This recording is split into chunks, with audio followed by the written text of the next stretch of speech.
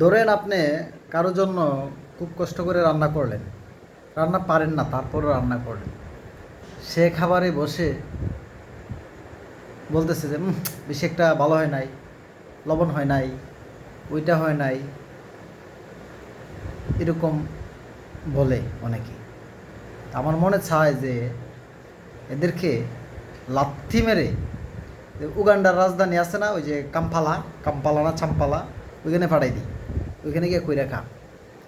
কেমন বাদাম না চিন্তা করেন, একজন মানুষ রান্না করছে, মানে শুক্রিয়া আদায় না কইরা কয় যে লবণ হয়েছে না, এই হয়েছে না, সেই হয়েছে না। এই ধরনের মানুষ, এই বাদাম্যা মানুষ কিন্তু সমাজে আছে। ছোট লোকে আর কি যেটাকে বলে। রমজান মাসে যে স্বামীর জন্য স্ত্রীরা যে রান্না করে, কিছু স্বামী আছে বদমেজাজি, যে এমন আচরণ করে, তারা মনে করে যে তারা একাই রোজা রাখছে, আর কেউ মানে এই দেশে রোজা রাখছে না। তার স্ত্রী যে তার জন্য রান্না করতেছে, মানে স্ত্রীও রোজা রাখছে না, সেভাবে যে স্ত্রী মানে আমি রোজাদার, পৃথিবীর মধ্যে আর কেউ রোজাদার না, আর আমার যা মুখে আসে তা গালাগালি বকাবকি করি। এই ধরনের কমিনও কিন্তু বাংলাদেশে আছে। হ্যাঁ, কী জন্য রোজা রাখে আল্লাহ জানে। যে রোজাটা মানে মানুষে বিরক্ত হইয়া বলে যে হ্যাঁ কী জন্য রোজা রাখছে, আল্লাহ তুমি হ্যাঁ রোজা রাখছে আর আমাদের উপরে গজব নাজিল হয়েছে, এরকম মানে বদুয়া দেয়। এরকম বদমেজাজি কমিন মানুষ আছে। কমিন, মুমিন না আর কি।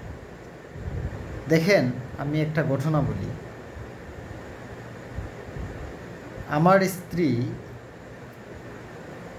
একবার রান্না করছে। সে রান্না আমি খাইছি, খাওয়ার পরে ডাল রান্না করছে, আরও কী কী তরকারি রান্না করছে। খাওয়ার পরে ধন্যবাদ দিছি যে ভালো হয়েছে, অনেক ভালো হয়েছে। আমি চলে গেছি, সে খাইতে বসছে। পরে আমার তারা ছিল, আমি চলে গেছি, একসাথেই খাই মূলত। সে খাবারে বৈশা মুখে দিয়া মানে খাবারটা ফালাই দিছে, এক চিমটি লবণও দেয় নাই। পরে সাথে সাথে আমারে জানাইছে যে তুমি যে আপনি যে খাইছেন এটা কি আপনি কিছু বুঝছেন না? আমি কইলাম যে বুঝার কি আছে, খুব ভালো হয়েছে তো। যাই হোক, এই দিকে যাই না। বিষয়টা হয়েছে, একটা মানুষ এত কষ্ট করে রান্না করব, আপনারে সব কিছু, কোনো মানুষ পৃথিবীর কোনো রাঁধুনি বা যে রান্না করে সে চায় না যে এটা এই খারাপ হোক, কোনো দিন সে চায় না। রান্নাটা খারাপ হোক চায় না, সে সাধ্যমতো চেষ্টা করে আপনাকে ভালোটা খাওয়ানোর জন্য। বাট আপনি কী করেন? কমেন্টস করেন, কমেন্টস। এটা হচ্ছে আপনার এই যে মানে ওই যে মা বাবা হয়তো আপনাকে ছোটোবেলা থেকে এই শিক্ষাটা দেয় নাই যে এই কারো বাড়িতে খাইলে বা কারো রান্না করা খাবার খাইলে যে কীভাবে আচরণ, কীভাবে তাকে সম্মান জানাতে হবে, এটা দেয় নাই হয়তো। এরকম কমিন আছে কিন্তু। একটা মানুষ এত কষ্ট করে রান্না করবো মন প্রাণ উজাড় কইরা, আর তুমি বাজে কমেন্ট কইরা তারা দিলা 12টা বাজাইয়া।